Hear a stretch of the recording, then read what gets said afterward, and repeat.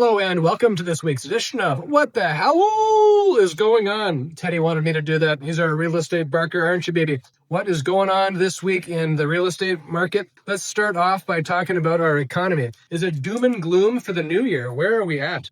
So many things going on, new budgets, the continued tariffs in the U.S. So I've got a report here from RBC Economics, a trusted source of great information about the economy, and early data in Canada is pointing to signs of stabilizing conditions in broader labor markets, in line with our Canadian outlook that expects the worst of the economic disruptions from tariffs are behind us. This is great news. I love to hear that.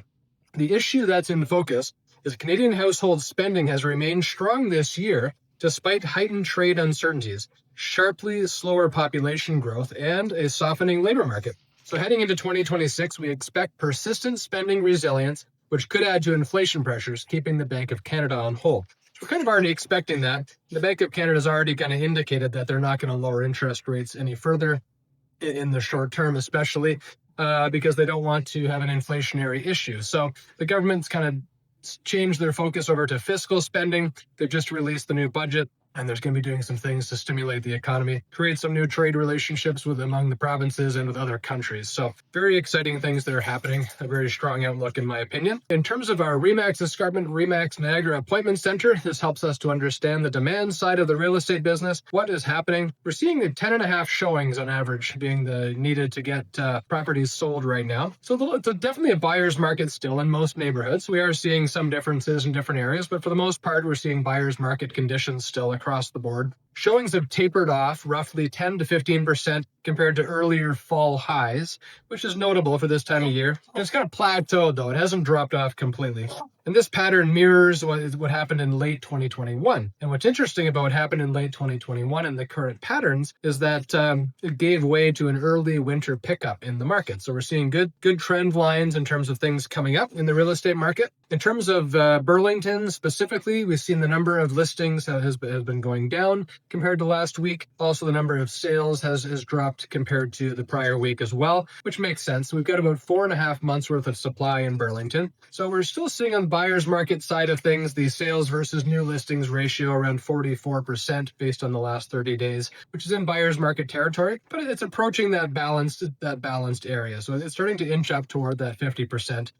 Prices are down, supply is up. So we'll start to see some shifting on that into the new year. The strongest segment of the housing sales is the detached homes, where we're seeing about a 50% absorption rate there within the 30-day window. Median days on market 27, which is inched up 1 day compared to last week. The average days on market about 43 days to get a property sold. And if we factor in cancels and relists and all that good stuff, we're seeing an average days on market cumulative around 79 days. Negotiations have got a little bit sharper. We're seeing most negotiations at the median just over 4% off the asking price for a successful transaction. In the Hamilton area, we've seen listings have dropped down slightly compared to last week as well, but sales in the past 30 days has remained steady. We've got about 6 months worth of supply in the Hamilton area, which is a lot of supply, 37% on the absorption. So it's a strong buyer's market in Hamilton, continues to be the case. Again, neighborhood specific, we need to look case by case. So if you're looking to sell your property, you need to study specifically what's going on in your neighborhood with your type of property, as this can vary a great deal. So it's very much case by case. And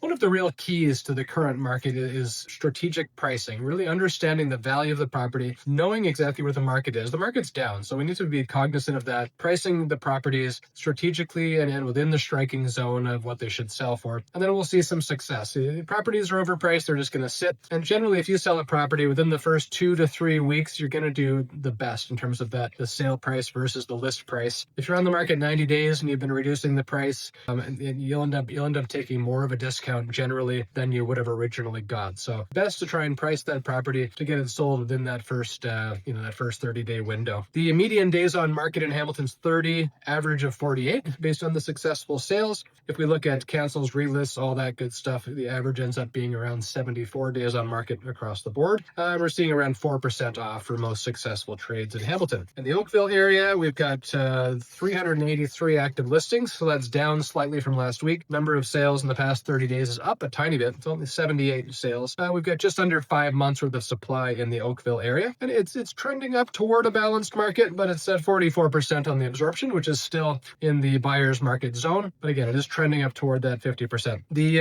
in Oakville, median days on market is about 26, average around 38, and we're seeing that cumulative average, which we've been talking about, sitting around 80 days on market. Negotiations for most successful trades is just over around 5.5% off of the asking price. That's all I have for you today. If you have any questions, please DM me and reach out. Love to hear from my fans.